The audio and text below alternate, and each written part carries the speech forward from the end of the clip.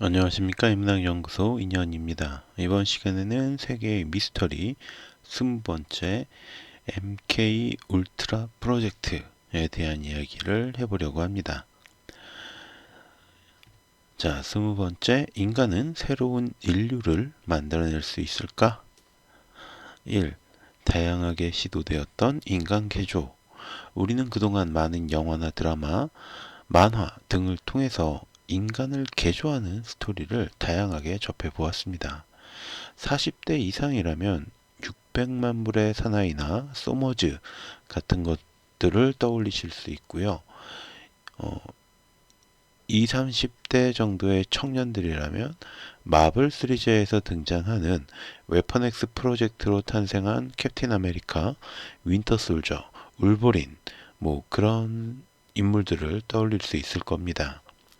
우리나라 영화 마녀나 최근 선풍적인 인기를 끌었던 드라마 무빙 역시 그런 맥락에서 출발을 했으니까 이 인간 개조는 동서양을 막론하고 꽤 오래전부터 넓은 지역에서 다루어진 컨텐츠라고 할 수 있습니다.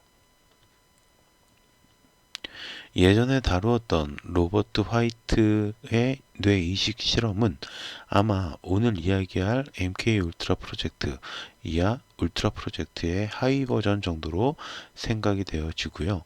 그보다는 요제프 멘겔레의 쌍둥이 실험이나 이시시로의 731 부대가 자행한 실험이 더 유사할 것이다 라고 보여집니다. 이런 실험들은 대부분 군사적 활용성을 목적으로 이루어졌습니다. 인간이 인간을 뛰어넘는 이른바 초인간을 만들어내어서 다른 나라들보다 전략적으로 우위에 서기 위한 방안이었던 거죠. 울트라 프로젝트와 위 사례들은 서로 다른 점이 있다면 울트라 프로젝트는 육체적 능력의 향상보다는 정신적 능력의 향상에 초점을 두고 있었다는 점입니다. 즉 인간의 신체를 개조해서 팔이나 다리에 기계를 넣어 대체한다거나 육체적인 능력, 그러니까 근력, 지구력, 민첩성 같은 것들을 극대화한다거나 정도의 수준이 아니라 뇌를 조작해서 예지나 텔레파시, 정신조종 등이 가능한 초인류를 만들어내려는 것이 목적이었던 겁니다. 이 MK 울트라 프로젝트의 시작. 제2차 세계대전이 끝나고 나치가 자행했던 엄청난 양의 생체 실험 자료를 확보한 미국은 위협을 느끼게 됩니다. 요제프 멘겔레의 쌍둥이 실험과 이시시로의 731 부대 편에서 제가 이미 한번 밝혔던 것처럼 생체 실험을 실행한 이들은 별다른 처벌이 이루어지지 않았고요. 이들이 남긴 자료는 승전국이었던 미국의 손에 들어가게 된 겁니다. 이때부터 미국 역시 사람을 개조하는 금단의 영역에 관심을 기울이게 된 것으로 보입니다. 그러나 본격적인 시작은 냉전 시대에 접어들면서 시작이 됩니다. 특히 6.25 전쟁에 참전했던 미군 군인 중에 포로로 잡혔다가 귀환한 일부가 그 짧은 사이에 공산주의에 세뇌되어 있었다라는 사실을 파악하고 공산당의 세뇌 기술에 경각심을 높이게 된 것이죠. 이로 인해서 1954년 4월 13일에 CIA 국장 댈러스는 최면, 모르핀 중독과 기타 방법 등을 사용해서 피실험자들의 기억을 삭제하는 것에 대한 실험을 시작합니다. 미국뿐만 아니라 캐나다와 영국 등 서방의 여러 국가들에서 거의 비슷한 시기에 이 비슷한 실험이 이루어졌다라고 전해집니다.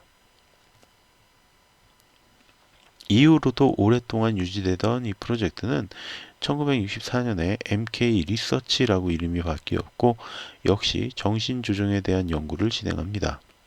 이때 소련의 스파이들을 실험 대상으로 삼아서 여러 가지 자백제를 먹여서 그를 조종하는 것에 초점을 두기도 했죠.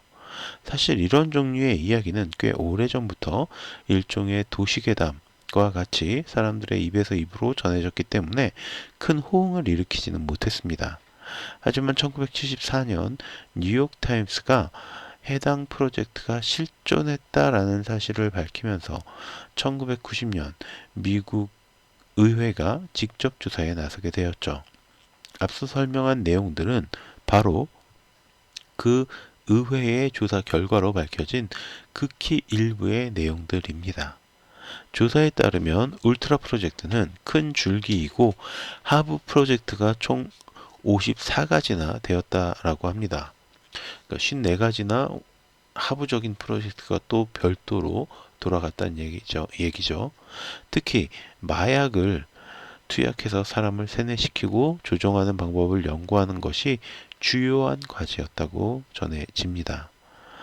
그리고 또 마약을 포함해서 빛, 전기 충격, 소리, 방사능, 화학, 약학, 생물학 등 다양한 방법을 통해서 인간을 조종하기 위한 방법을 연구했고요. 내과적, 외과적 수술이 병행되었다고도 전해집니다. 물론 그 대상자들은 자발적인 참가자만을 대상으로 하지는 않았습니다. 정확하게 어떤 실험인지 알려주지도 않은 채로 군인, 민간인, CIA의 요원은 물론이고 같은 연구원에게까지 몰래 약물을 투약시켜서 실험을 진행한 거죠. 그야말로 목적을 위해서라면 그 누구라도 실험의 대상으로 삼았던 것입니다. 3. NK 울트라 프로젝트의 문제 그리고 의문. 이 프로젝트가 문제가 되는 첫 번째 사항은 실험에 있어서 기본적인 윤리를 지키지 않았다라는 점입니다.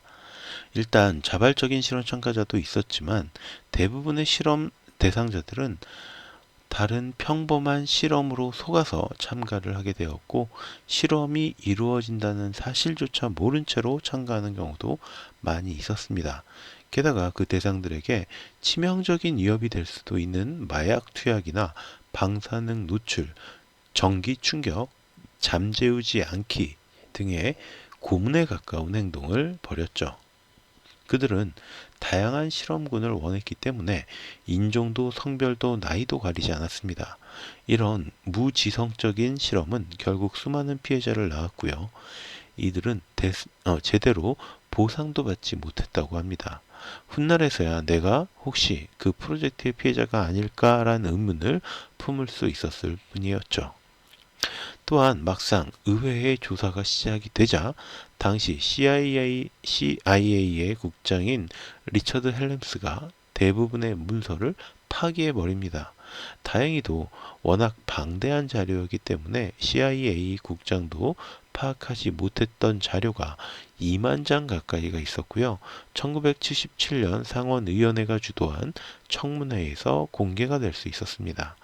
결과적으로 정리해 본다면 일제의 생체 실험이 얼마나 더 손쉽게 사람들을 많이 죽일 수 있었는지에 대한 연구였다면 나치의 생체 실험은 육체적으로 월등한 인간을 만들어내는 것에 초점을 두고 있었고 이 CIA의 생체 실험은 겉은 멀쩡하지만 속에는 아무것도 없는 허수아비 인간을 만들어서 조종하는 것이 목표였다라고 정리해 볼 수 있습니다.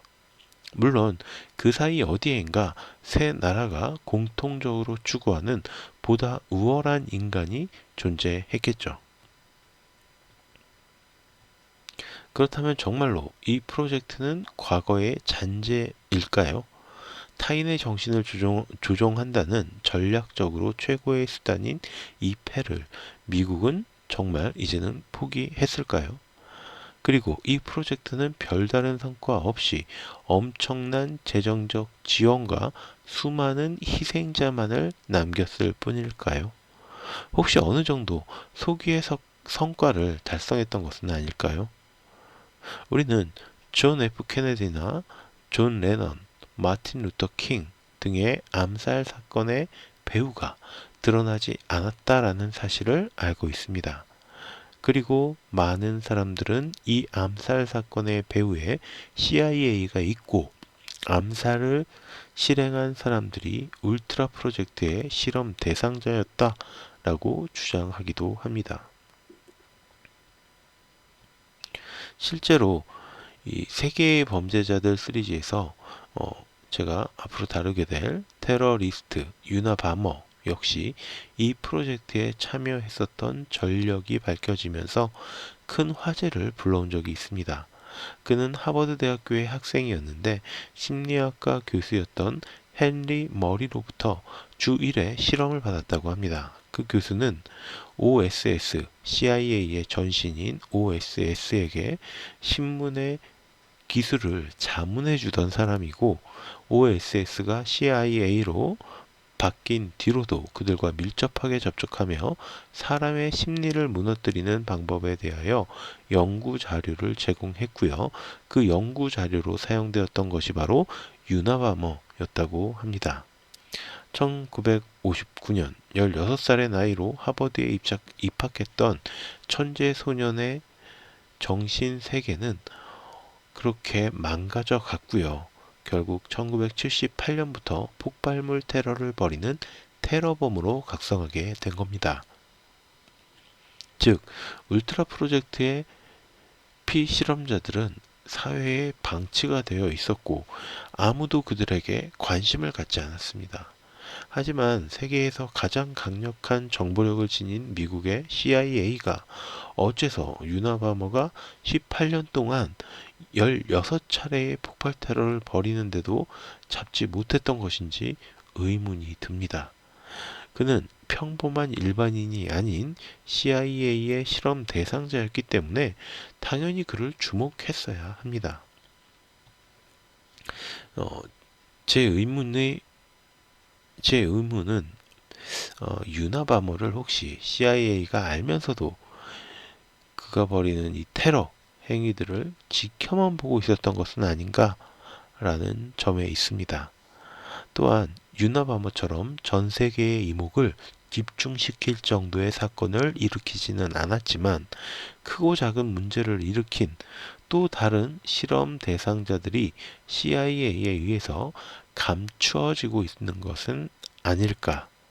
그리고 실제로 울트라 프로젝트로 인해서 마치 영화에서처럼 어느 정도 능력이 각성한 존재들이 있는 건 아닐까?